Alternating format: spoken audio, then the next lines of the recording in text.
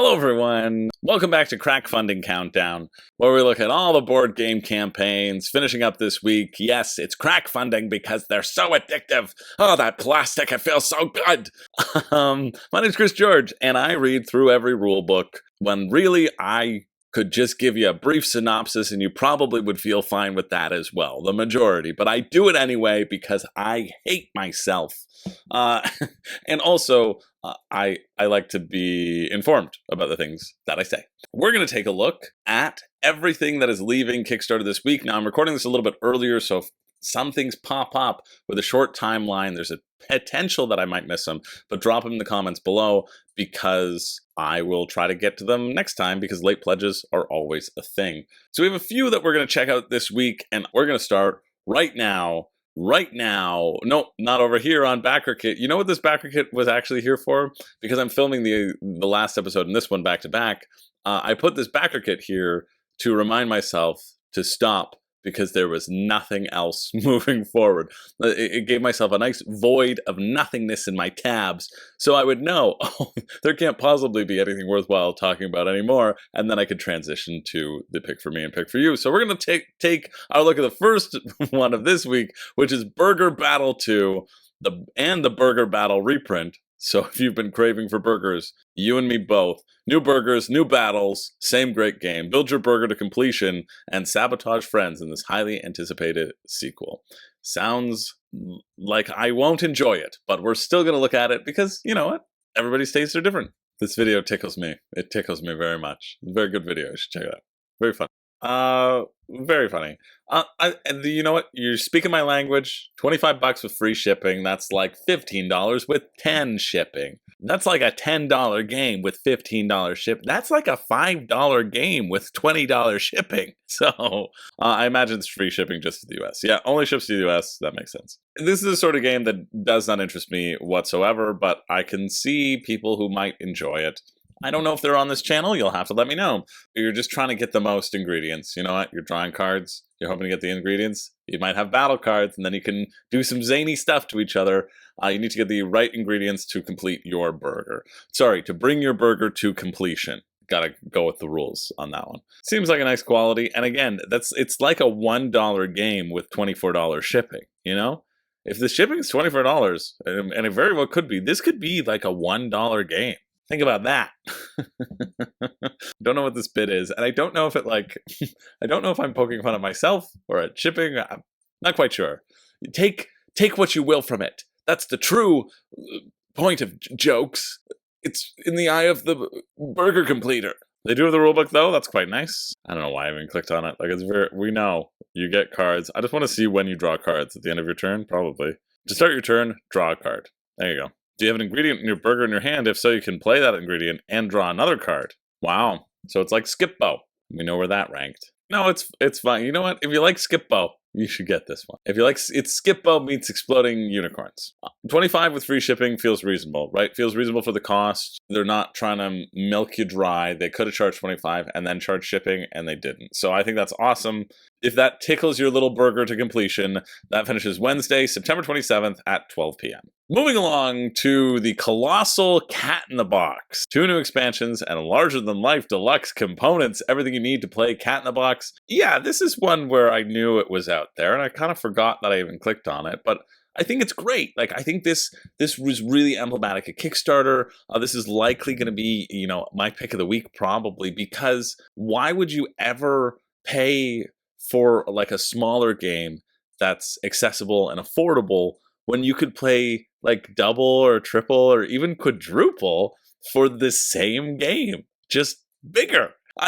I don't know why. I don't know why anybody would choose that smaller accessible option when you have the option to pick a game that's you know, the same, gives you the same experience, but it's bigger, 4 times bigger. And hey, don't worry, it's got 2 new expansions, okay? If you feel like you shouldn't buy that thing that's 4 times bigger, well, then think about how much of the gameplay you're missing out on in what should be just like a very simple, easy card game that people were talking a lot about. And now That's how I feel. I mean, Cat in the Box looks good. I think it actually looks pretty fun. It's trick-taking games where the tricks are made up and nobody cares. And you're also dealing with this area control dealio where, or maybe that's in this expansion. Yeah, I think it might be this expansion. Here's another, this has got to be a new thing. Here's another thing. This exciting game is Cat in the Box. No, this cute game. I'm going with cute. Okay, I'm very disappointed because there was no sound to that video. Oh, talk about a major, might as well have been a trombone. Oh no, that's part of the main game. Okay, yeah, good. You're also dealing with like an area control game of choosing the suit. So whenever you play a card, you can decide its suit. So if I'm playing a 4 and none of the 4s have been played, then I can say it's a 4 of any color. And so I might say it's a green 4. And then when somebody else plays a 4, well, they can't say that it's a green 4 anymore because the green 4 has already been revealed. You took that lid off and the green 4 was dead. And so now they take the lid off and the yellow 4 is dead. In this scenario, all of the numbers are dead. They're not 50% alive or dead. They're all dead because you put poison into the box and that was it. He's not alive and dead. The poison has killed him. I think it looks good. Does it look $80 Canadian good? And that's before shipping? Or does it look, this is the deluxe edition, does it look $30 good? So there was a deluxe edition as well. And now there's a deluxe edition. And don't worry, Cat in the Box aficionados, you can also pay $20 for a plushie, or $40 for a slightly larger plushie. Plus, a game that should be easy to put into the bag and easy to pull out and play now takes up space in your bag and on your shelf. Everything about this is silly. Well, now I feel bad, because originally it was made for Ted Allspack's mother who was having vision issues. Okay, I take it back. It's nice that it exists, but most people probably won't need it. I guess people want it. You know what? Showcases the area control more. You make points that seem to make sense, Bezier, but I just think for the very average gamer, this is silly and nonsensical. For people who want it, well, there's 2580 of you.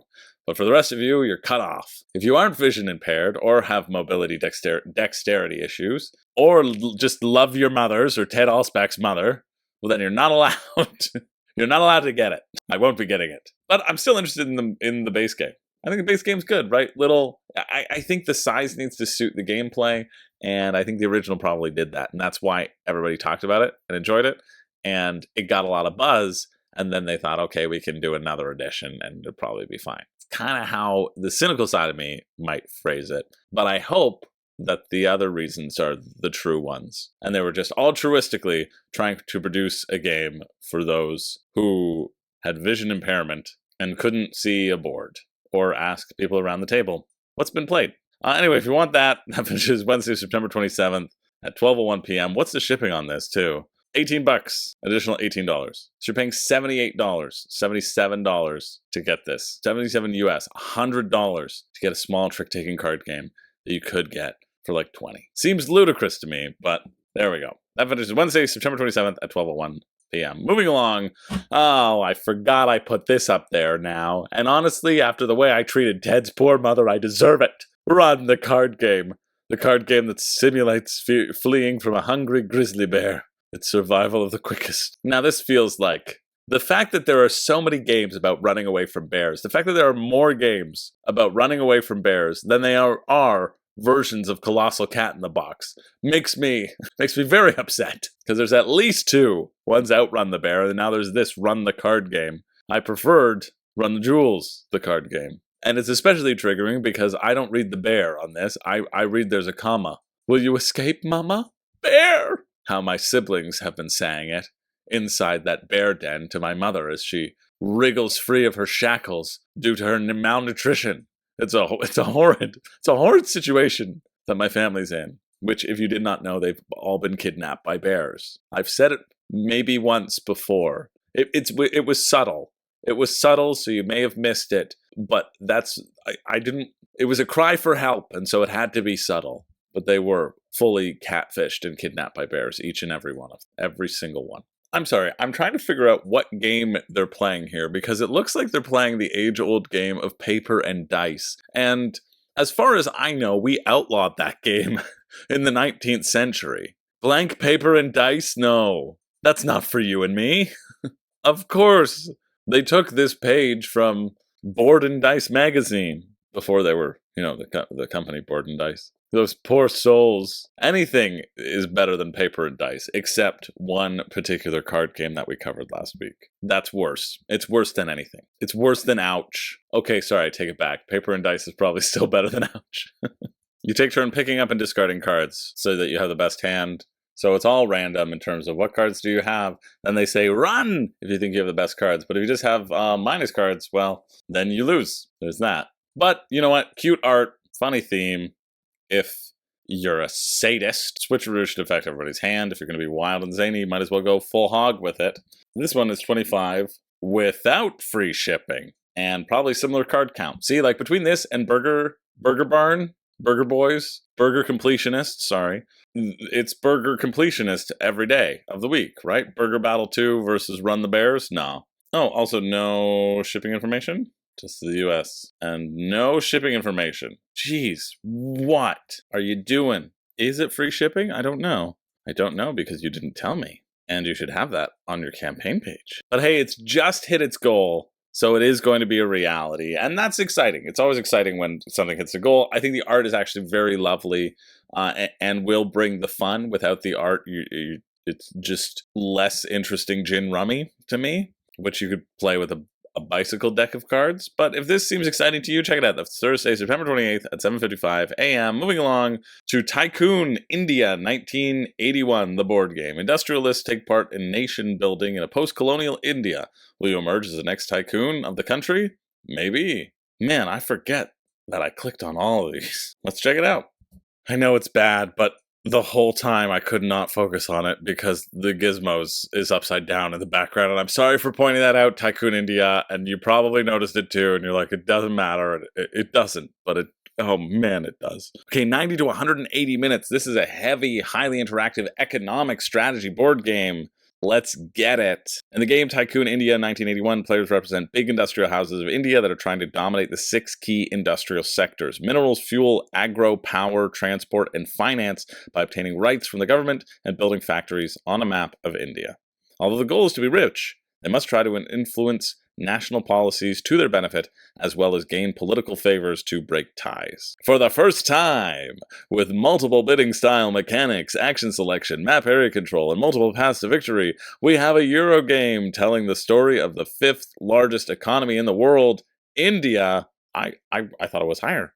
I wonder what 4 to 1 are. 7 rounds, 4 distinct phases. One player is always the tycoon, who takes some key decisions. So the tycoon activates one of the 4 regions on the map of India. Okay. That would be very good when you're the tycoon, and very frustrating when you're not. Players either take part in the bidding for crucial policies, investing in national projects, or collecting industrial revenue and shareholder dividends. Players then competitively bid for acquiring key industry rights. Only the top 2 bidders gain an industry each. Yeah, that makes sense. Players can either build industries, buy shares, take loans, muster their promoters, gain strategy benefits, or gain political resources. Players gain 2 different actions. Take 2 different actions, one at a time. But the tycoon gets a bonus as well. That's cool. So get the most wealth, as well as be the most influential. Cool. And they're just going the way of Brass Birmingham in terms of the deluxe versus standard. 49 for a game that feels this big. That feels nice.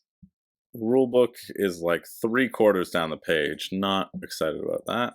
I bet it's going to be long. 28. That's not bad. All right. So we've got our sector track board. We've got our map board. Then we've got our action selection board over here. So you're going to be bidding on going up these tracks, and these tracks will give you different bonuses depending upon what they are and what spot you're on at them.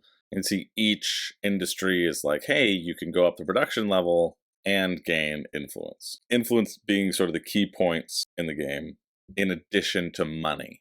Okay, so the tycoon can't keep activating the same one all over again. That's cool. I like that. And if you have an existing plant built in any city in that region, you get the region bonus. Gain it as many times as you have plants of that color in the region. The region bonus is located around here, so you see influence, money, promoters, which we'll figure out what those are, and then something else to the south. Then you'll have a round event, which is whatever's on the round tracker. You'll either bid for policies, or you'll get money, or you'll invest in national projects. Maybe it's both. I think some of them, it's both. Cool, then you do a closed bid for policies. I really like bidding, and I like the idea of bidding for policies. I like closed bids. and you are bidding in promoters. That makes sense. And you get to retain your promoters, but you keep them in your own strategy pool, which I assume you can use for things later. That's weird. It says ties for determining the policy's bid are always broken by the influence track. So whoever's ahead on the influence track wins the bid, but I thought the favor mattered. So I think the only way that you can get favor, they were also talking about favor as a resource, you have a public or a private objective, basically, and that'll give you favor at the end of the game. And then if you achieve your private objective, you then can win ties. I don't know how many ties are actually going to happen, though. So I feel like I would just ignore favor completely, because who cares, you know?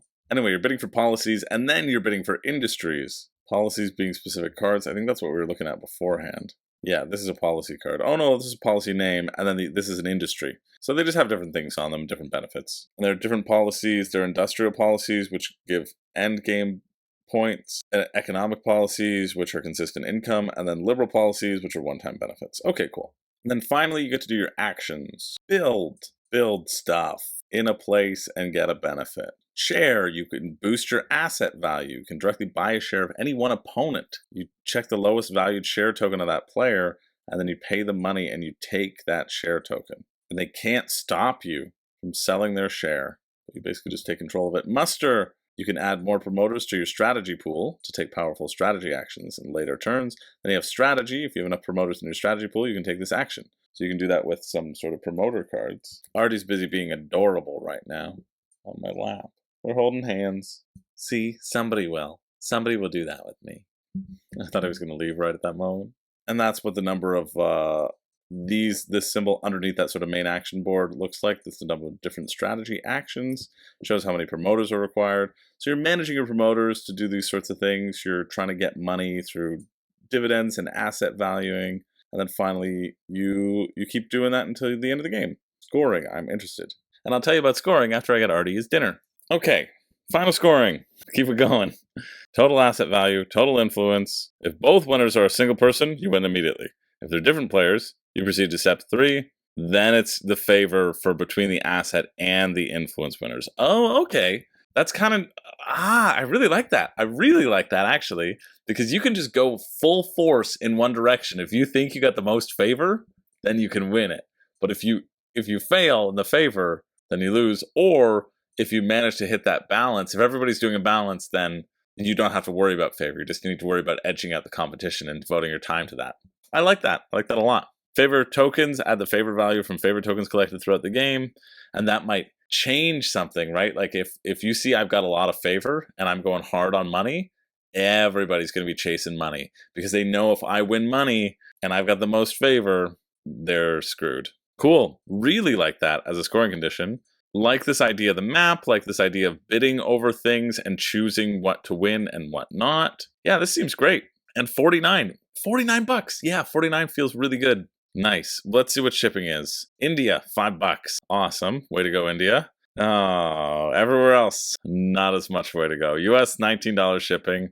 Yeah, I mean, that's what we pay for here in Canada for everything. UK, Germany, 14.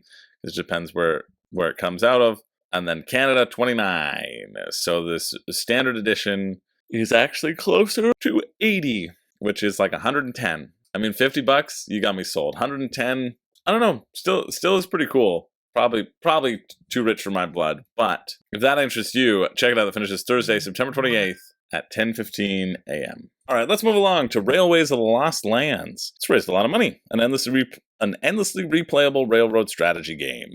Or of the Lost Atlas, rather. I don't know what I said. I think I said lands. Designed to satisfy die-hard train games while being inviting to newcomers, Railways of the Lost Atlas is an innovative evolution of the 18XX system.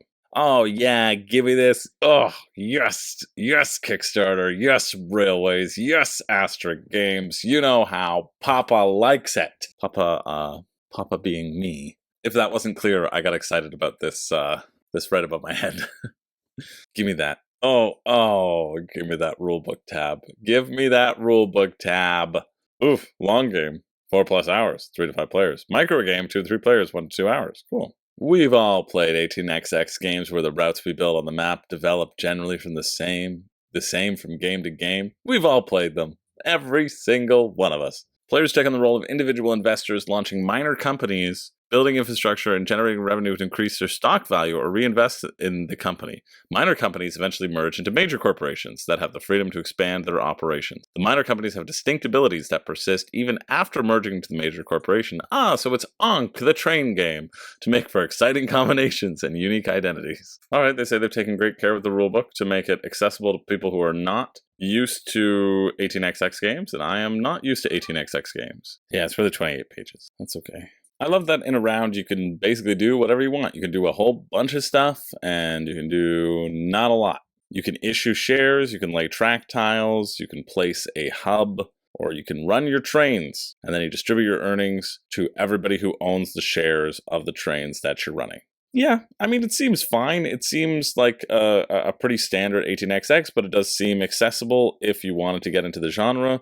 18xx has kind of interested me, kind of not. It feels like Age of Steam to me. Hey, if that turns your crank, then you should check it out. If not, then don't worry about it. $70 US plus shipping. So it's already 95 Canadian. It's going to be over $100 for me. It's $30 to get to Canada, $22 to get to the US. $22 is the cheapest in terms of shipping, so you know it's going to be a thick book filled with wood, just like the one my librarian showed me. And if that interests you, that finishes Thursday, September 28th at 11 p.m. Let's move along to something I'm actually really, really excited to check out. I've been waiting for this one to drop, and I really hope it's good. I've got high expectations. This is Potions of Azerland, forage for resources, brew potions to fulfill visitor requests, or drink special powers. This is by Gray, or Warped Reality Games, founded by Gray Baker and Tyler Hansen. I'm sorry I don't know Tyler Hansen, but Gray Baker won 2 of the ring events at World Series of Board Gaming, Splendor and Dune Imperium. And that indicates to me that Gray is, a pretty good gamer. And I like when gamers make games, you know what I mean? I feel like if you play games to an extent, and to such an extent that you're pretty good at them, that you're good enough to win 2 ring events at World Series of Board Gaming, that makes me take note. And I'm looking forward to something well thought out and exciting. And the fact that they got Andrew Bosley to get art on this thing, my expectations are very high. So I can only be let down. Wait, you're saying players can drink their own potions in this? I mean, I'm sure they've tried them, right? Great video. The action selection, how you determine your orders, if it's what I think it is, looks very exciting to me. Yeah, this is what I like. This is what it makes sense to me. Insert these into your priority holder to choose the priority of your actions for the round, or forgo that action in exchange for gold. So I assume everybody's going to get to take those actions like it's like number 1 who takes their number 1 action. But if you don't want to take that number 1 action, you can sacrifice it for gold and then use that gold for other things. So you could take all of your actions throughout the round and all the possibilities, but then you wouldn't get any income. And so balancing that already excites me. Yeah, this is how you do things right. I'm surprised this isn't blowing up. Well, I guess I'm looking at this earlier than I normally look at it. 6 rounds. Prioritize the 5 actions you'll take. Forage, study, market, brew, and fulfill. This is my favorite part. Ordering the priority tiles. Then you can drink potions to unlock powerful abilities. Like the Black Market potion. You're just like, listen. I am the Black Market. That'd be a great name for a superhero. Black Market. Move over, Black Adam. We got Black Market in town with his wares. Hey, you want to buy a watch? You want to buy a mushroom? Forage, roll dice, get stuff. Study, access, better potions and abilities. Like this, this campaign page is so streamlined in terms of what seems exciting. Market, buy stuff, but remember, somebody's going to go to the market first. What are you going to prioritize? That's interesting. I want to know, here's what I want to know. I want to know why going first in each of these areas is important. Because brew a potion. Well, if that one's always 5th, then if these are like auto selection, right, that becomes uninteresting. Give me the draft rulebook. 2/3 down the page. Could have been at the top. Like visitor deck, I get. Actions player want to prioritize should have the lower numbers, where actions players are less concerned about should have higher numbers. This also says want to get more benefits from. So do you get double the benefits with this? Like if I go to the market with a 1, do I only get to get 1 thing? If I go to the market with a 5, do I get all 5 things? Because that would be exciting to me. This rulebook is written like somebody who wants to explain the strategy of the game to you and not just the rules. And I appreciate that. I think that's very cool and telling. So each potion has a number of different effects. You can only use the effect equal to or below your study level. which makes sense. That's what I like about the game, that the more you study, the more you can do with your potions. You're like, I'm going to taste the Eye of Newt in this red potion this time. Oh no, I'm gonna taste the mushroom forward oaky afterbirth of this potion. Oh, this is kind of neat. In terms of how you deal with ties, if everybody ties, then you have to swap your cauldrons with the tie. So if I'm priority number one, cauldron number one, I get to go first. But then I swap it with the highest person who I tied with. That's kind of neat. So then later on, next in the round on number two, the order might be changed. I can see a lot of interesting things could happen with that one. And then here, I'm confused about this. It says whoever's the best priority gets 4 of the benefit, and then the second player gets the second benefit. So it's like 4-2, 4-3-2. So depending on the number of players, I'm assuming best means the highest, right? Because then you get the choice between going first and getting less, or going later and getting more. But if you're the only person, then you automatically get the more thing, which I guess that's fun. I guess it's fun not knowing if you're going to get the benefit or not. Oh no, with the best priority, so best priority being the lowest priority, I think. So if you're going first and you get the best, that's odd.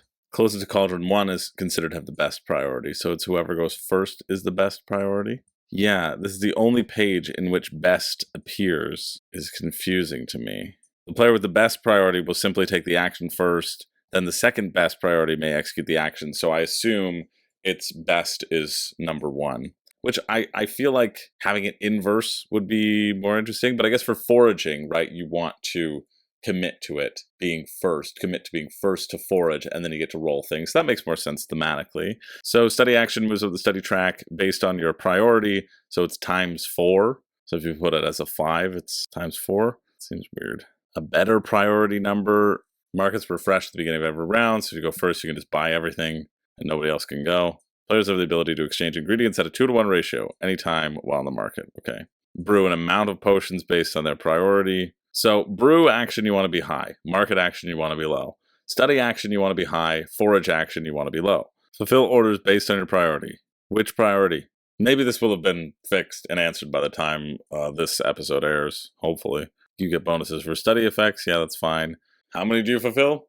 Who knows? Maybe high, maybe low.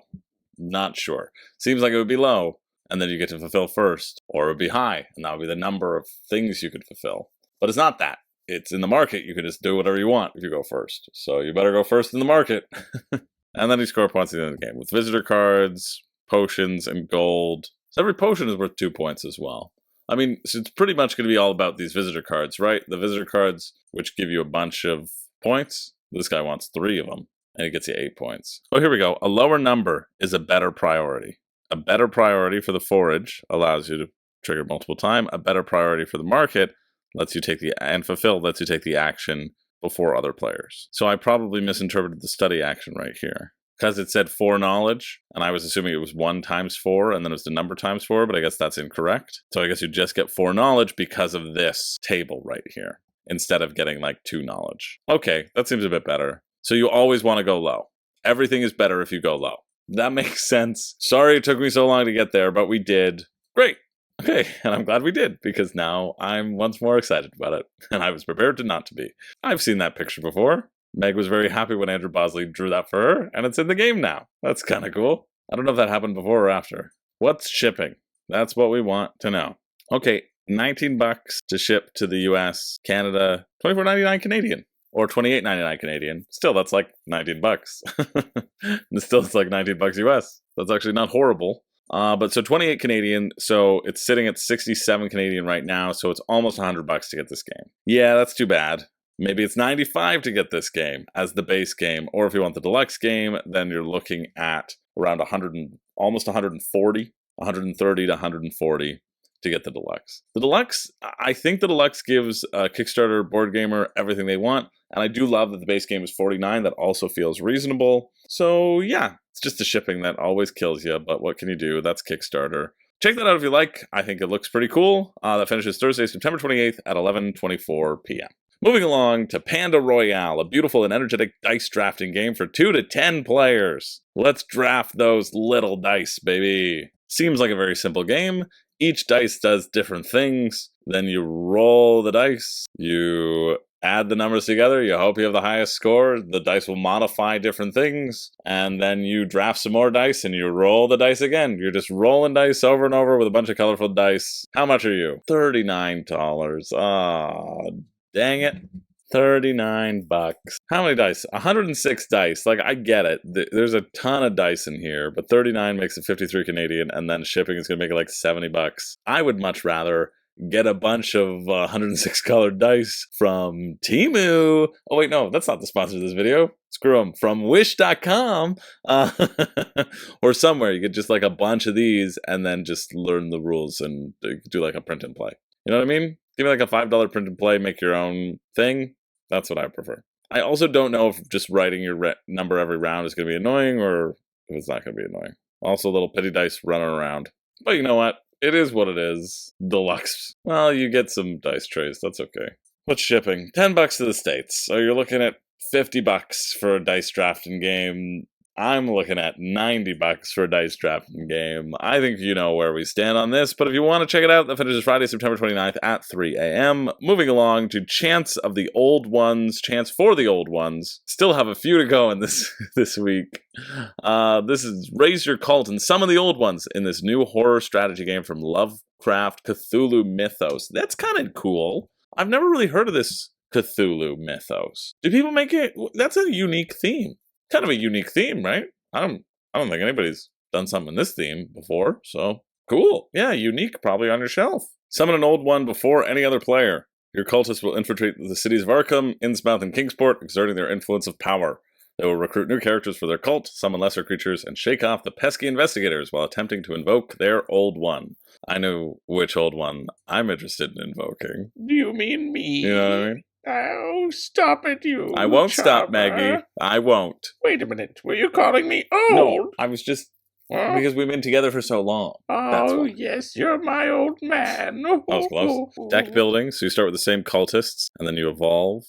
Oh, man, I got nothing but big ones coming up after this. Jeez, I'm going to be up for hours. How to play. You have a series of cultist cards that allow you to perform actions in the different cities on the board. Play a card, place your pawn in the corresponding board action. Okay, so it's like June Imperium. You'll be able to obtain resources, recruit other cultists, make sacrifices, summon creatures to help you achieve your objectives. That's a cool sculpt. That's going to be expensive. Each old one has a different summoning requirement, so every game is different. Download the rules. Yes, please. 1/3 down the page. 2 pawns per player. I do like that idea that everybody's old one is different, and so you're all going for different things. And if they're all varied enough, you can say, oh, I know you have Cthulhu right now. And you're like, okay, it's like a better blocker from getting Cthulhu. And then turns out she had the lady in yellow all along. Oh, okay, cool. Here's your turns. You can either place a pawn, you can retrieve your pawns, or you can rest. If you have both pawns on your personal board, you can rest to refresh your hand. So you can use that to draw more cards. Might make for more of a slower flow, but exciting when things combo. And then the first person to perform the chants, dealing with invocation power, or a city invocation power, plus the number of specified cultists from the specified city in your hand with those things. Wow, okay, that's tough. And then power, the minimum power you must have, or sacrifices, or arcane knowledge. Cool, just like different stuff. I'm intrigued.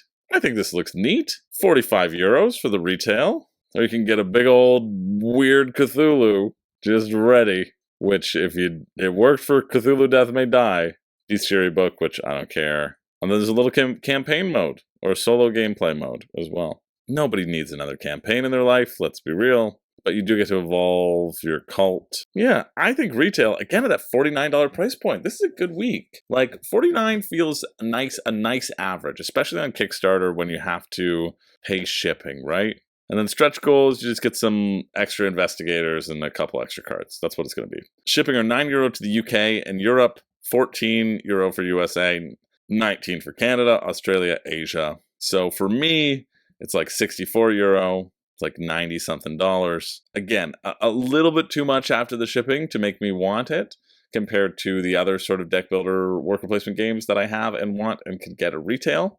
But still, I think it looks solid. I think if this excites you, yeah, I think the little sculpts look cool. They got a nice little wash on them right now. I don't think it probably doesn't come with that wash, but still, that feels neat. That finishes Friday, September 29th at 2 p.m. if that interests you. Moving along to World of Midguard, 2 entirely new Viking adventures. 2 brand new, completely different standalone games set in the Midgard universe that play in about an hour. Wow. So, Clans of Midgard and Reavers of Midgard, the card game.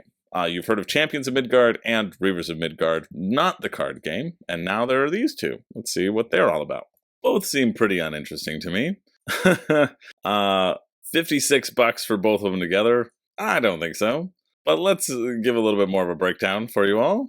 Clans of Midgard is a draft, write, and fight, where there's this board and you're gonna draft cards and put them into a province to fight. So it's like 4 times the conflict phase of Dune Imperium, with less of the rewards. And then Reavers of Midgard, the card game, you're raiding and trading. Well, you're not really trading. Yeah, you see, you're trading, raiding, and pillating through the coastal towns.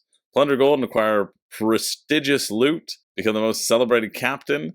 And I think it just seems like you pick where you want to take the spoils, and if nobody goes there, you get the stuff, because they're all just pathetic little town people. Standard versus deluxe too. Oh, look at that. So 56 is deluxe. Okay, 56 at least is the deluxe, and then standard means there's no option for standard. So I guess that's what's coming to retail. I would just wait till retail, and I think that's what most people are doing.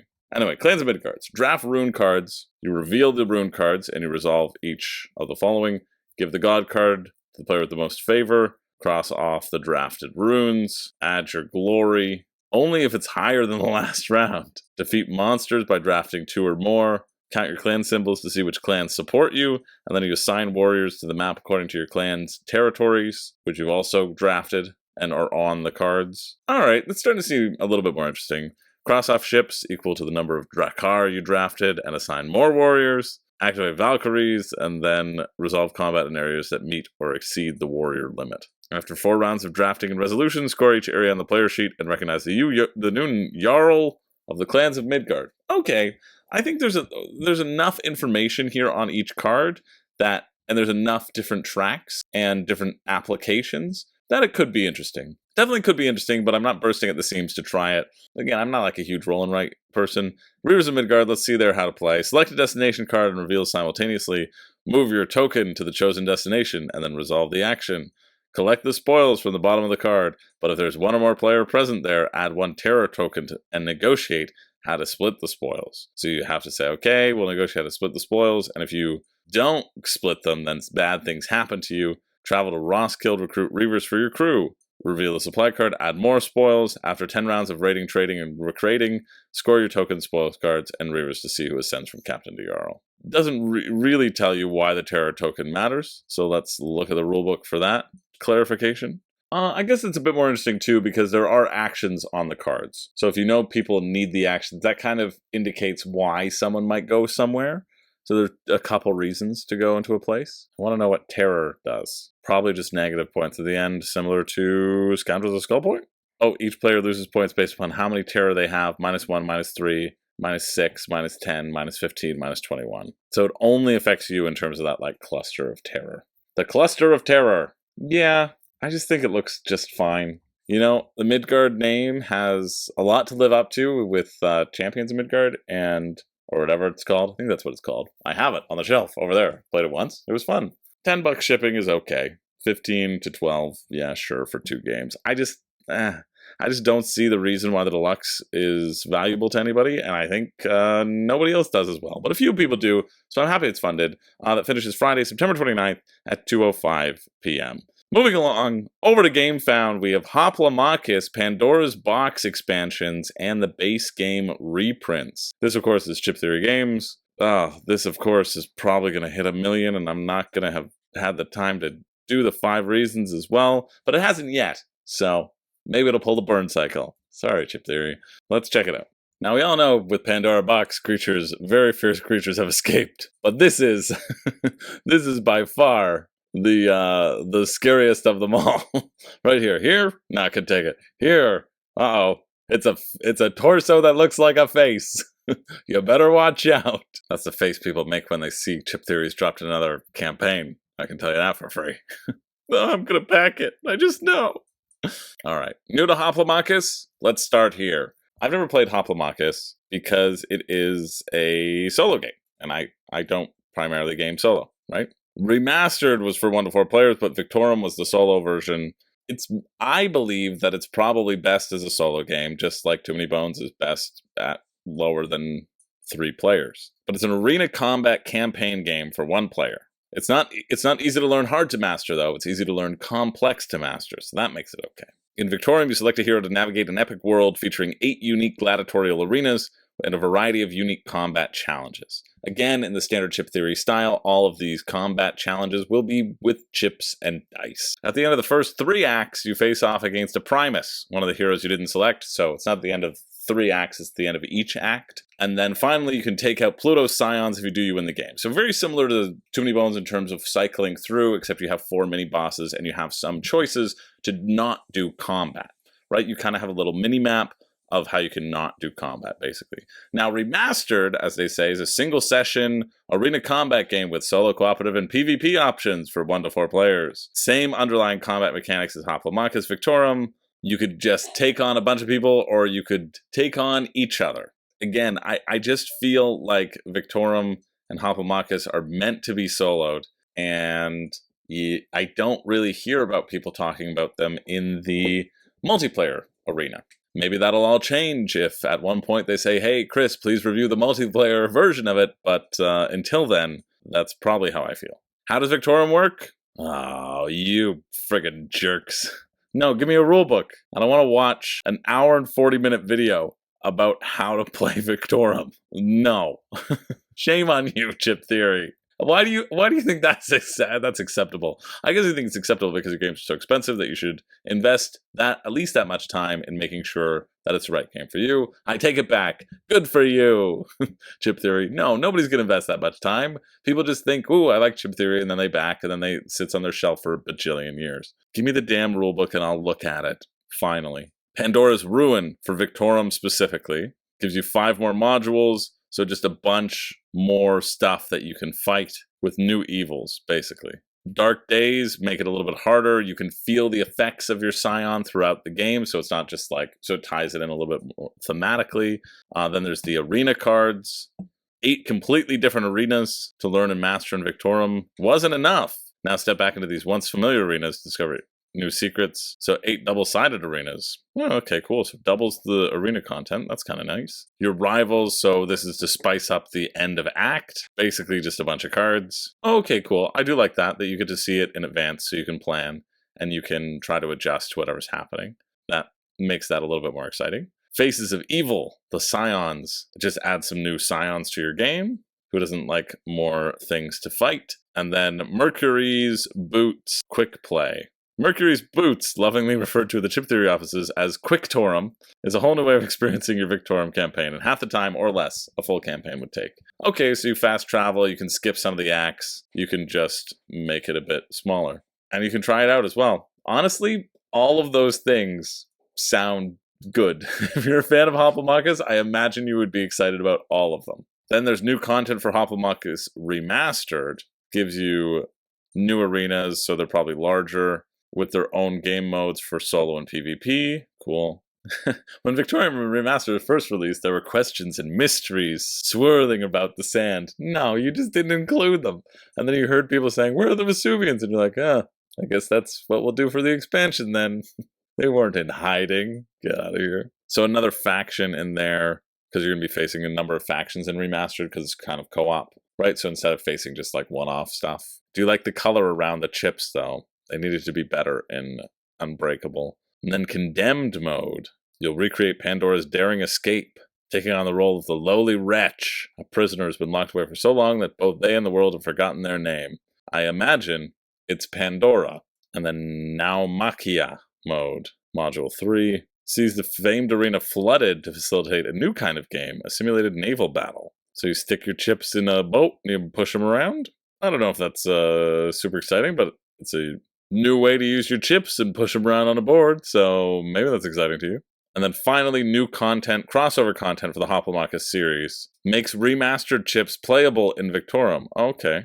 83 prowess cards. Prowess was for each of the remastered faction hero plus Pandora. So if you have both, then this makes them cross-compatible, which they probably already should have been, but I'm glad that they finally are. It's probably annoying that you have to pay for it, but I guess if you're cutting down the cost, like it's an extra 83 cards and some chips and stuff, I think this probably should have been in base remastered, not base Hoplomachus, right? Because if you're just bringing remastered stuff over to Hoplomachus, it should exist in remastered. I don't know, then you probably have people like me complaining if, why did they put that in there? They could have lowered the cost. So damn if you do, damn if you don't, really. It was kind of like that in the Ankh campaign where it was like, in the Pharaohs expansion, do you add in all the Pharaohs for the Colosseum gods or the other 5 gods that you could buy as an expansion? Or do you put the Pharaohs in that box, right? I mean, I guess it makes sense you just put it in the Pharaohs expansion. All right, so the full triple set is $100. Victorum gameplay bundle, full Victorum bundle is $200. That's more expensive than Elder Scrolls. Just remember that. You could have gotten Elder Scrolls, and you wanted Elder Scrolls. Hoplomachus gameplay bundle, pledged 61 times, $375. Hoplomachus all-in bundle, of course, because what would we do without purchasing some more premium health chips that exist to sit off to the side? And then finally, there's the Strategist, which you would have gotten everything Hoplomachus and every future base game Chip Theory crowd funds. Only 10 available in true Chip Theory fashion. I love the Strategist pledge. Honestly, it's what makes me love Chip Theory. And I can't believe if you back that first Hoplomachus, I think the Strategist pledge was something like $250. Come on. What? That's like buying stock in Apple. That's what that is. The base game of Victorum is $150. That makes sense. I mean, they're all... Base game of Remastered is cheaper, $130. All of their stuff is expensive, right? It's all so expensive. Base game of Too Many Bones is $150. Base game of Elder Scrolls was $180? Or maybe it was $210. I forget now. I was maybe expecting $150. Yeah, $195. That's what it was. $195 and then $230. Yeah. So $195, $45 more than a Hoplomachus. And then their shipping is always fantastic. Shipping is included on all pledges around the world, free shipping. They've been doing that again. They're just going all in with free shipping. They're like, you know what? We're done with flat rate. We're just going to make sure the free shipping happens. Some will tell you it's not free. Some will tell you it is free. But I'll tell you, if you purchase at a convention or on their web store, it's going to be the same price, whether you pick it up or it gets to your door. So $150 or $207 Canadian, but that's the cost, right? I also never see the reason. I guess you get some of these stretch goals, but unless you're a huge Hoplomachus fan, you don't need to buy the base game here. You could just wait and buy it from a retail store or from Chip Theory's website. Although Chip Theory does have a map policy, which means you can't really get it on sale in many places because they don't want bigger stores undercutting the little stores. That's generally the reason that is put forward as it being in place. I would never mind if a retailer decided to take less of a cut to give me more of a discount, but that's just me. Even still, if you see it on sale somewhere, just know that store probably isn't going to get any of the stock, and you're going to have to ask for a refund. And I'm speaking from personal experience. Well, not personal experience, but patronal experience. Hopefully you're not waiting on anything Too Many Bones from Cool Stuff Inc. That's all I'm going to say. Because it's never coming. It'll never get to your door. Better wait that 120 days so you can get your refund. Because it's not on its way. Hoplomachus does look exciting, even with that general vibe. I thankfully can resist desiring it only because I'm not a solo player. It's the only reason I can put it aside. And if you are a solo player, well, good luck. I know you love Chip Theory stuff. But you have so much Too Many Bones to play, and you've played each character twice. Play them 5 times, then you can get yourself some Hoplomachus. That's the rule. Every single Too Many Bones character, 5 times. Or at least triples, right? Because triples are best. Anyway, that finishes the 29th, Friday at 2 p.m. Moving along to another big one. This is the Isofarian Guard, the second printing. This is probably going to cross 1 million too, and I'm not going to give you the reasons not to back it. I'll try to do it here. But the Isofarian Guard returns. This was another one where was talked about in reference to Oathsworn and Barnacles of Dumbledore and Frosthaven, all of the dungeon crawlers. This was thrown into the mix. I think it was delivering around the same time. But it's something that I hadn't looked into, and now am forced to. Thanks a lot, Isofarian Guard, for giving the people what they want. Let's check it out. I mean, that music is bomb. Let's be real. And there's 10 hours of that? 10 hours of that orchestral content? That feels really cool. Love that. It says 15 hours of narration. Are you kidding me? Do we finally have it? Do we finally have it? Oh, see, I saw this tab. It said rulebook, and I was hoping it would be. Well, I'm very glad it's not at the top of the page, because I would be getting a very big box if it was. Oh, that was a close one. That's cool. The Isofarian Guard with foreteller app and a decent set of speakers. The most immersive board game experience I've ever had. Yeah, that music was awesome, I gotta say. And as a member of the #1 Josh Groban cover band in the world, the Ballad Boys, I know music, okay? Juno nominated. During the exploration phase, you'll move the guards across a beautifully illustrated map of the country of Isofar. Draw chips from an event bag to see what happens at the location you travel to.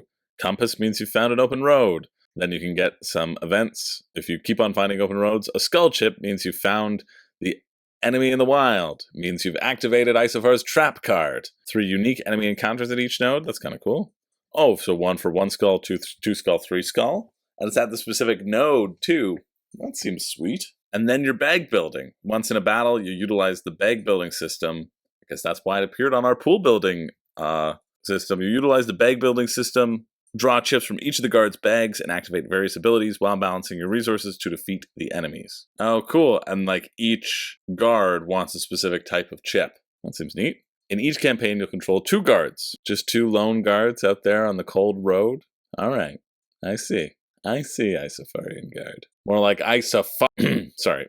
Don't worry about that. When playing that's why it's 1 to 2 players, right? So when playing co-op, you'll frequently add helpful chips to each other chip bags, as there's plenty of synergy and decision-making between players. Right, I forgot this is for 1 to 2 players. That's very important to recognize. Also very important for me to cure my FOMO whatsoever. Reason number 1, you play with more than 3 players. You're an insane person who wants to play a campaign game with 3 or more players. Empower, cool. Empower, add 1 to both bags, cool. Then each enemy AI has a AI deck. Oh, I can already see the setup for this. I just wish it was an app.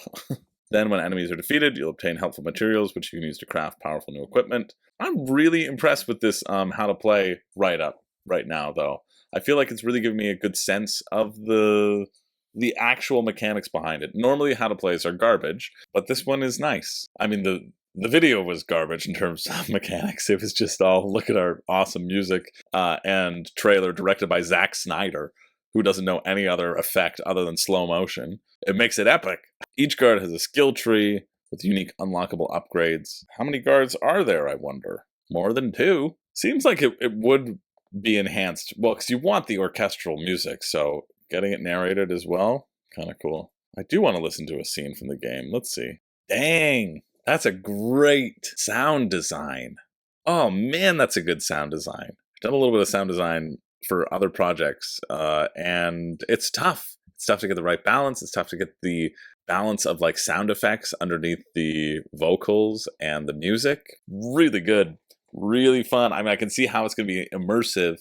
That being said, I'm trying to cool myself as well. You maybe can just listen to a fantasy audiobook and get that experience, you know? If the gameplay itself doesn't thrill you, and you're only in it for that sound design, reason number 2, sorry, Isofarian Guard, but I just assume that you're hitting 1 million. And I'm not sorry about that because it sounds great. It's a great soundtrack, though. It really is. Visit the blacksmiths and marketplaces at each city to craft new equipment, purchase new items, survive on the road, rest at inns, and help the inhabitants by completing bounty quests. Like, man, this is a full open world RPG.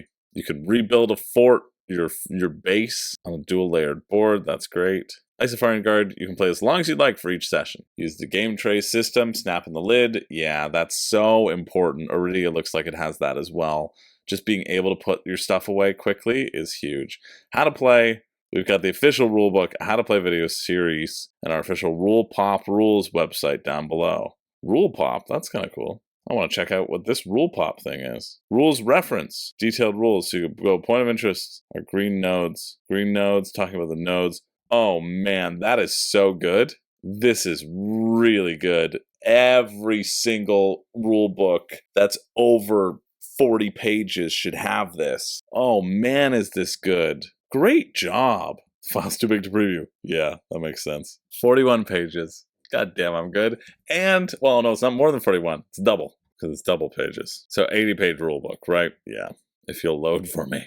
Load for me. See, like, evasion chips. You click on the evasion, you click on attack, you click damage, go to health points, you go to guards, guard details, you click on one guard, uses the keywords, go back to stones, hit the guard ability dashboard, stone abilities. This is exceptional. I don't know what rule, this is the first time I've seen somebody use rule pop. I don't know if it's a new thing. I don't know when it came about. I want to know more. Every single campaign game needs to do this.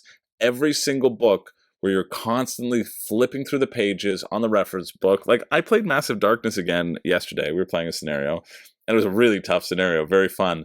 You have an unkillable level 5 mob, level 5 roaming monster beast that's just chasing you throughout the dungeon. And so we drew one that just teleported to us and just kicked the crap out of us over and over again. So we lost very quickly, and that was fun. And then we drew one, the rat monster, who really just walked 3 spaces, and if he wasn't, who walked 3 spaces and then dropped a new mob. And so we were just swarmed with all these little mobs, and that was also really fun. Anyway, my point being is that we were flipping through, like, I know Massive Darkness 2, I've played it a bunch now, and I still was checking some of the rules. I was like, can you use that potion mid-turn, or can you use that ability mid-turn? Can you use it mid-action? Like, what are the rules and the clarifying rules for that? And we were flipping through the index that's in the middle of the book that's excruciating. Yeah, let me look to the middle of the book to find an index. I understand it's separating the campaign, the scenarios, but that's the dumbest thing I've ever seen. Anyway, so I was constantly flipping back and forth, and I was finding it a bit tedious, like, because the scenarios are a little bit longer, and then flipping back and forth only adds to that length. So if you have something like this, where you're like, oh, I'm at the inn, and I forget what I need to do, and then it's just, you have it here, and it said, okay, cool, inns have a fee that's paid in sil. This information is listed in the city index. See page 25 of the indexes book. And then at these locations, Scourge AP, you don't know what HP is? Boom, you click on it. You click on it, and then you can go back and back until you get back here. Like, immune, okay, what does immune mean? They could still be added to the guard's bag. It's just like, this is incredible. This is so incredible, and way to go, Isofarian Guard, for having this resource for your players to make it easier to get to the table. And if your game is easy to get to the table, people are going to play it more. People are going to talk about it more. This is an investment worth investing in. I'm friggin' thrilled. Yeah, like 74, you see this giant appendix. I'm not reading through this whole rulebook. I feel like I just don't have the time. I've been doing this for more time than I care to admit. This, clicking through here, I'm obsessed with this. I'm so obsessed with this. It also contains a living FAQ, new player's guide. I don't know if this was here. Somebody who has Isofarian Guard in the first place, let me know if that was there in the first one. And a campaign tracker that, oh man, that's so good. That's exceptional. I think this looks really good. I don't play solo, and I feel like it's the best solo game. I don't see the cooperative as it is. Fine, I'll find it. Freaking find out the difference. Can't not. I'm a little tugboat. It's gotta do it. Oh, cool. At the start of each campaign, these books will inform you which pair of guards you'll be playing as. That's cool. So each pair of guards will uncover a little bit more of the story as you go through their campaigns. Okay, cool. So one of each skull chip and 2 compass chips. So you have a 40% chance that nothing happens to you when you move. Otherwise, a battle will occur. So a decent amount of battles that you'll have to be facing. And that's good, because that's the point of the game. Okay, maybe it is for 2 players, because you always have 2 different chip bags. I thought you were going to have 1 chip bag if it was just 1 player. This is the intro, the tutorial, basically. You just use 1. You do have to pay for foreteller. How much do you have to pay for foreteller narration? Feels worth it. It's like $20 for an audiobook. Honestly, I might just buy the foreteller narration, not even play the game. Play that soundtrack in the background. So $200. I don't normally upsell, but that soundtrack just was really great. I feel like it's worthwhile to like take your experience to the level that is literally selling you on the game. We just completed fulfillment for the first print run and know exactly what the costs are associated. Shipping will be a flat $50 US for pretty much everywhere. Customs friendly, but not VAT friendly. $250. So you're looking at $250 for this game, and that's pricey. I need to read a bit more about Battle then, because that's what's going to determine it. Like, customization is always fun, who cares? But we want Battle. Enemy dashboards, we'll keep track of their stats. Okay, this is the front row because it's closer to your end characters. Both people have to die in order for you to lose. Seems pretty simple. Attack stat is compared to defense stat. If the attack's higher, deals damage. If it isn't, it doesn't.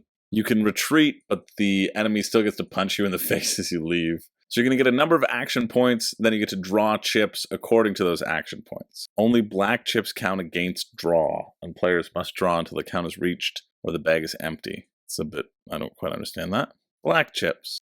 Black chips are used in combat. So purple chips don't count, green chips are positive status effects, red chips are negative status. Okay, so you're going to basically get to draw actions. See, friggin' rule pop. How awesome was that? How quick was that? Man. So you're going to get to draw basically, you're going to get your action. Black chips will represent your actions, so just be different types of actions. And so it's not like you only have 3 action points and you draw 3 statuses and you're like, well, I guess I'm really invigorated, but not at all. Like, I like that. I like that a lot. Okay, cool. So you can activate a guard's ability or a stone-bound ability or a standard attack. You pay the necessary resources, which are listed on the weapon card. Activate as an accessory. Use an equipped item. Move or swap an item. Yeah, don't do that. Activate the other guard. Do it again. Refresh all your action points so your action points remain consistent and probably grow over time. And then the enemies go, where you just draw the card, which will target the guards. Yeah, I like pool building. I like that idea of building the chips, and depending on how you build your chips, and that's, I assume, through whatever you scoop up off the guards or off the enemies. Basically, there's a whole bunch of chips that you can then choose what you put in. That seems like it'll be fun and exciting. I could see this being pretty good. I wonder if it would get repetitive. I don't know. It's still $250 though. And you already have too many campaign games that you didn't play. And you haven't played Iridia yet. So I'm waiting for Iridia.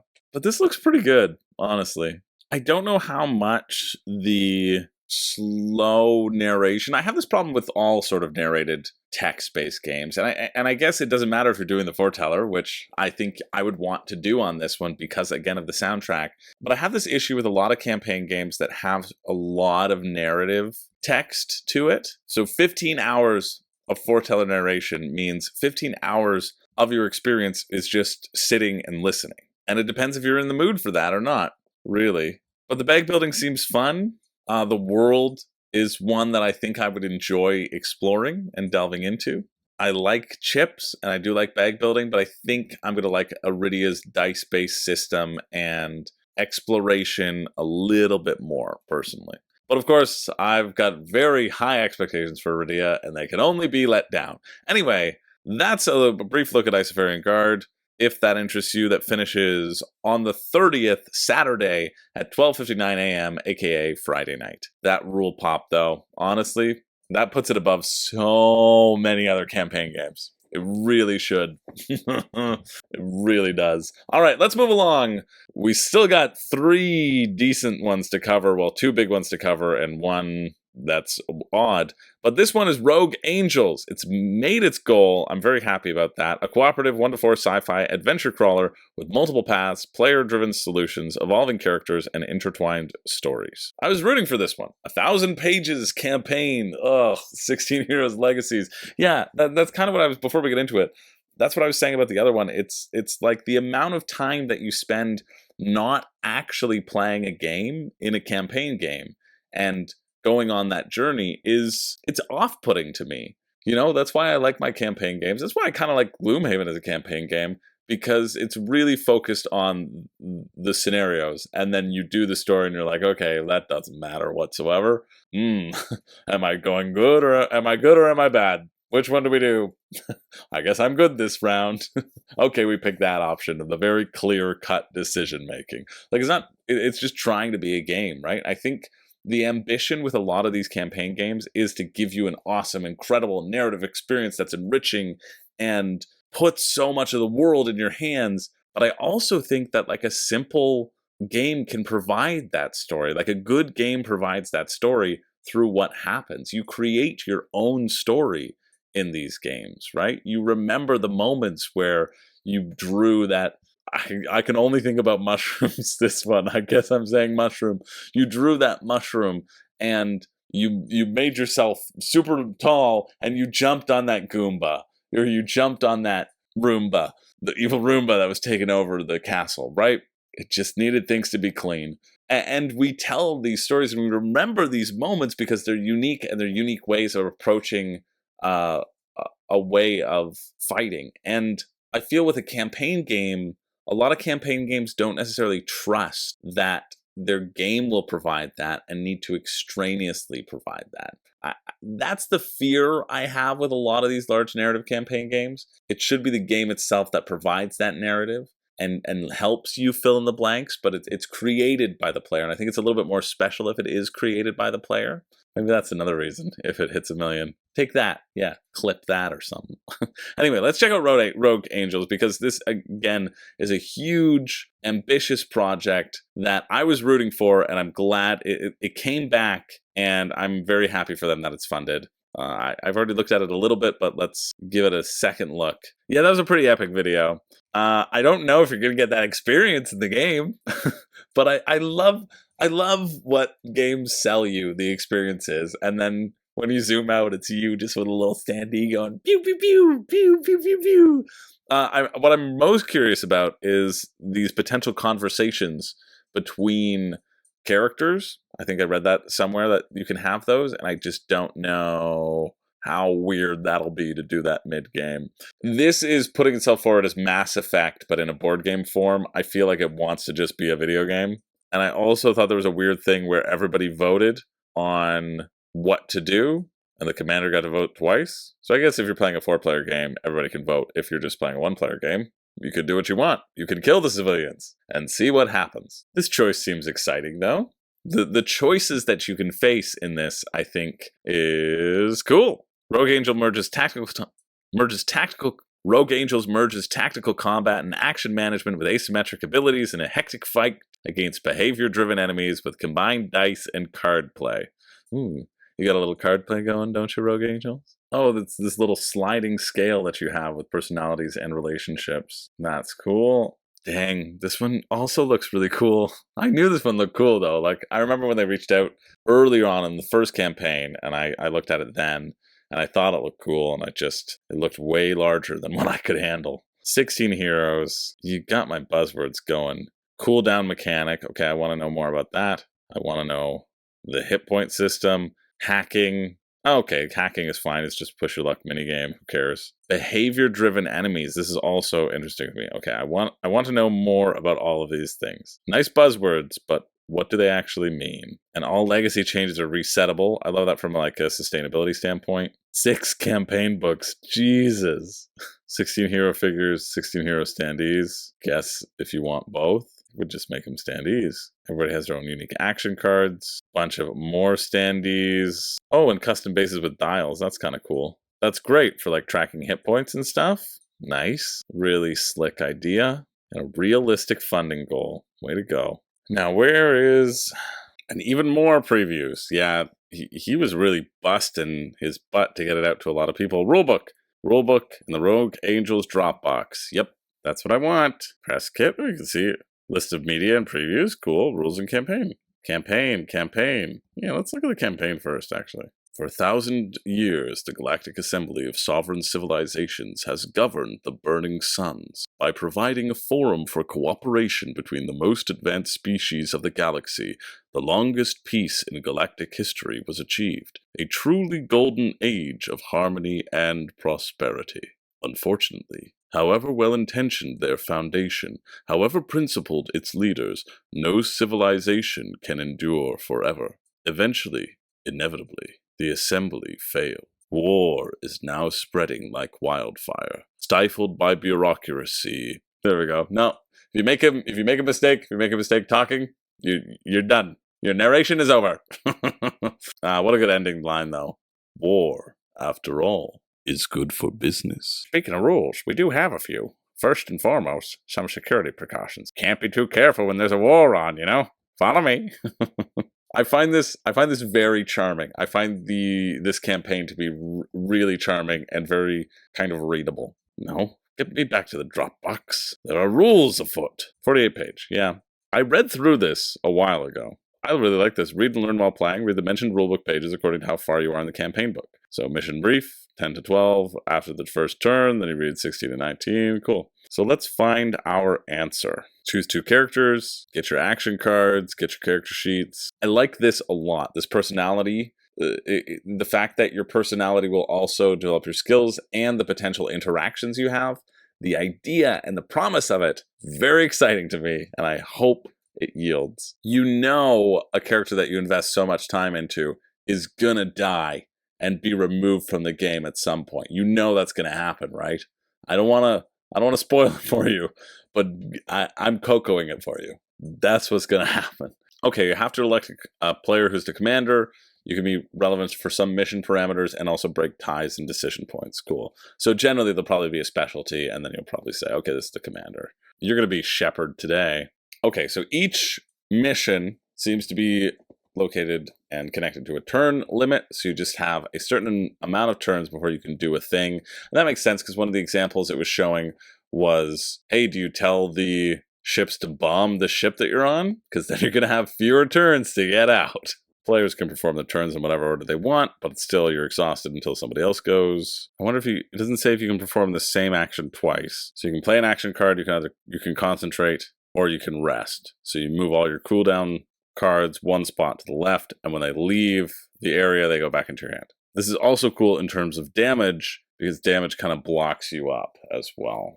Okay, and each card has a cost which will indicate how long it will take before you can use that again. As you know, your gun, you gotta wait 3 seconds. It's got a really low fire rate. It's okay.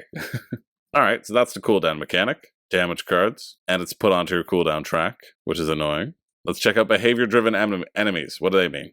Oh yeah, if you're next to an object, you can interact with it as well. So that's where the hacking comes in, which we know you're just pushing your luck drawing from a bag. Finally, enemies. Here we go. Enemies have a number of stats. Yeah, that makes sense. Enemies' turn. Always take their turns in between players. The actions they perform depend on the behavior dictated by the mission. Okay, so the mission just tells you if it's red or yellow, I guess? Or apprehensive attack. All behaviors are found on the enemy behavior cards. So the top describes the condition for the enemy that may alter its behavior or trigger the third sequence. Oh, that has an exclamation mark. Enemy with first and second initiative. Okay, and they alternate between red and yellow, so they'll go back and forth in terms of who activates. I like that. So I guess they've been pre-programmed to activate depending upon what you've done in the mission. So I guess they'll be more aggressive or less aggressive. That's probably what it is. I don't really believe this is going to be that immersive in terms of the events, but I suppose it'll be like chase them down or be afraid of them because they hacked into your mainframe and they sent a message that said, hey, careful, the lead assassins of the galaxy are on board.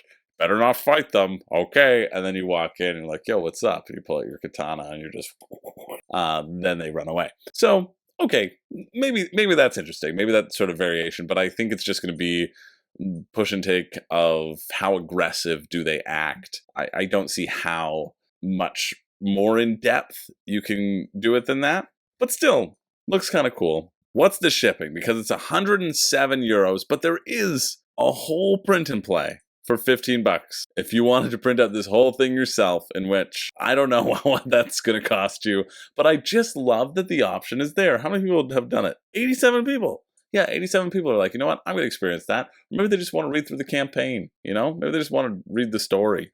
I would direct you to the Rogue Angels Dropbox. However, it's nice to get the print and play, I'm sure. To Germany, 9 euro. To the US, 17 euro. Nice that they highlighted it for friggin' campaign-hungry country. Canada, 32 euro. So for me, it'd be 139 euro, which is like $200. Dang. I thought in comparison to Isofarian Guard, maybe this would be a little bit cheaper, and it is. It's only 200 Canadian and not 300 Canadian, but it's still like a large amount. Honestly, I think it might be worth it. This has clearly been a labor of who knows however many years. The amount of actual pages in here, 1,000 pages of campaign book. I don't know when I've seen that before, really. It shows an incredible effort. And so who should buy this then? Right? If you're really intrigued by the campaign, like that's what's pulling me in. If you like that cooldown idea, I think that's important. If you like tactical skirmish games as well, I think that's what's making me not as excited, because I don't really like this sort of tactical skirmish style. I don't think I like it as much. I guess it's kind of dungeon crawler-esque. So yeah, and I don't really like dungeon crawlers. Or I got to be in the mood for them, right? But the amount of stuff, the story's really bringing me in. The gameplay itself, I don't know. I really like the idea of developing characters and leveling up your tech trees and going through that progression. I think going through the campaign will be fun. I think the minutia of the maps, you got to really like that style. But the cooldown card hand management also seems fun. It seems good. It's just expensive. But I think like this price at 107 indicates that like you could make it 110, right? They could have done 110, but they chose 107. I think this is a labor of love, and they just want it to get funded. And so I think more than any other like larger game, I'm inclined to give it a pass because I know how much effort was put into it by the creator. And maybe I'm just a big softie and we shouldn't consider that when we're backing. We should really just consider the game and if we're going to get it to the table. And who cares? Also valid. I think the smaller map might make it more accessible to get to the table. I also don't really like line of sight and that sort of skirmish style. So that's what's kind of pushing me away. But if that doesn't push you away, check it out. The finish is Sunday, October 1st at 3 p.m. Moving along, 2 left. This is also a big one. Also probably going to cross the $1 million mark at some point. This is Mythic Mischief Volume 2. Gargoyles, fairies, gnomes, and werewolves join the class in the Seal of Excellence award-winning strategy game. I didn't give it a Seal of Excellence. I haven't played it. But I thought this looked really good. I'm a big fan of Ivy Studios. Really enjoy Veiled Fate. Really enjoyed Fractured Sky. And this looked like it would scratch that Santorini itch. So it's going to be tough, but I also know that their games are ludicrously expensive and could be cheaper. And that helps me stay away, being Cheapy McGee.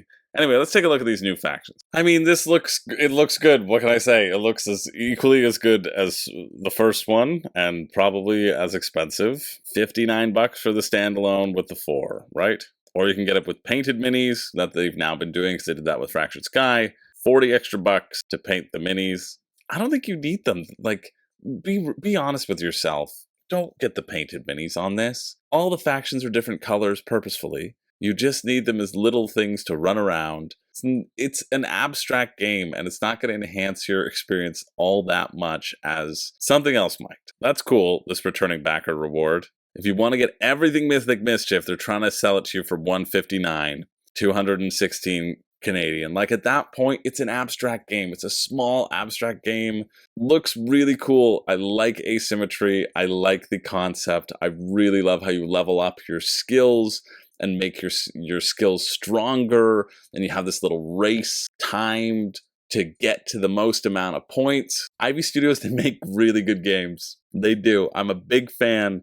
And yet, they're just so expensive for cheapy people. I love that there's this new app. I think it's probably smart on their behalf, and you're going to have to pay to unlock stuff. And they're doing us all a favor and illuminating Alex in his true form for what he really is, a succubus. I understand that the painting looks good. Listen, I'm upset at myself about this, okay? I'm upset that I really want the game. I'm upset that I don't think it's a good value.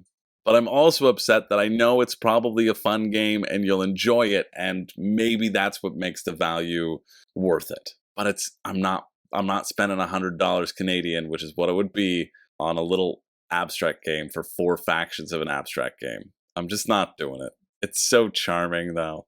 Damn. Oh, that's actually a really cool app too. You'll get free access to 3 random factions that will change every 2 weeks. You know what? That's a cool way to do your app. It's a really cool way. You don't lock them all. You will always get to try your factions if you wait long enough and you play long enough, or you can spend the $15 that you probably will end up doing. You just end up moving around the board. This one's now a hedge maze. Rulebook is, where is this? Almost halfway down the page. Yeah, it's been a while since I looked at it, I think. But it's pretty simple. And honestly, you know what? I'm probably going to stop reading this because I know the general idea, and I do love Ivy Studios games, but I despise their rulebooks. I think they've got the most convoluted rulebooks that I've ever read. They're purposefully annoying, it feels. This is one of those games, too, that whenever it comes around, I desperately want it, and then I forget about it until I see it again, you know? So I think it's okay if you don't end up pulling the trigger on it. But I think if you get it, you'll probably enjoy yourself. Man, this is a big week. Ship to you August. Shipping. What's shipping? Let's see. Subsidized flat rate to each region. Oh, you're killing me. Okay, no, that's great. That's an easy non-back. 42 to Canada? Yeah, no thanks. 15 to the US. So you're looking at $75 to get it to your door for a volume 2. Veiled Fate was 100, so you're going down. 75 is like a premium game. 75 is okay. If you live in the US, you're allowed to consider it. If you live in the UK, you're allowed to consider it. And if you live in Australia, you're allowed to consider it. If you live in Canada, you'll play it when you see some friends. Anyway, if that interests you, that finishes Monday, October 2nd at 9 p.m. Moving along to our final one of the week. It's 2 a.m. This day was long. Zune Talus, Battle Royale, Quickfire, Animal Skirmish game, hasn't hit its goal. Do I take this as a sign? I thought for a minute it said Zune Tales, and I just dyslexified it saying Zune Talus. But it's Zune, I don't even know anymore. No, you know what? We're ending it, sorry Zune boys. It's a Battle Royale, player versus player, Animal Skirmish game, and here's what I'm going to say. It's a skirmish game. I don't really like skirmish games. Maybe I'll look into it next week. Maybe I will, because it finishes Tuesday, so you still have a chance. I'll try to cover it next week if next week isn't huge and I haven't died in Vegas. So that's it. We're going to call it a Mythic Mischief. That's it for the week. Now every week I have a pick for me and a pick for you, and I'll tell you, this week is really hard. This week has a lot of good stuff in it. A lot of good stuff. There's absolutely going to be a pick for me and a pick for you. Yeah, really a lot of nice stuff. Like, I'm just going through 1, 2, 3, 4, 5, 6, 7. There's 7 games this week that I think I would be interested to try. You know what I mean? Interested to try, definitely. Maybe 8. And that's really good. Because often, Kickstarter's bad for games. You shouldn't be backing as much as you are. You should remember that every time you back, you haven't received all the other ones that you impulse backed. And they're just going to be a bunch of games that you're not really excited about taking up your shelf space. But this week is a tough one. It's a tough one to consider. I'm going to make my pick for me, though. This feels like a very typical Chris pick. Tycoon India 1981, the board game. I think it seems neat. I think the systems of it seem neat. I like the economics of it. I like the 2 different scoring tracks. It feels like it was a eon since I actually looked at this. But I like the difference of the scoring. And I think it's a decent price. You know what I mean? $49. That's what I want to see for like a really deep, rich game with lots of moving parts. Shipping's not that great, but certainly better than Mythic Mischief. So I think Tycoon India 1981 feels like it's one of those things that like I want to play and to try. It's also one that I know I really shouldn't get, because the amount of games that give that like rich economic experience, that you can only get so many of them to the table, right? But I still think this one looks nice. I do, and I like highlighting, especially if there's like a tie between like a larger campaign and a smaller campaign. I like highlighting smaller campaigns, right? Like that's kind of, it feels like you have something more unique if it's in smaller supply. So yeah, Tycoon India 1981, I think looks cool. And that's my pick for me. Pick for you, there's a lot of contenders. Potions of Azerland's a contender. Chance for the old one also could be a contender, you know? Looks okay. Hoplomachus, Isofarian Guard, and Mythic Mischief, I think are all going to be good, right? So if the pick for you is things that would be good, that you'd enjoy, you can pick it.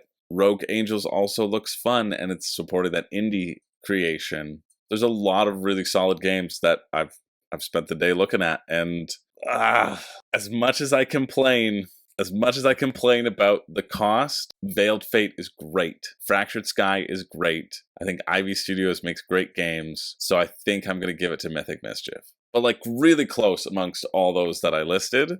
Nah, you know what? I'm switching it. I'm switching it on the fly. I'm giving it to Potions of Azerland. Again, I think this is going to be solid. You know what I think this one could be, and this is why I want to highlight it.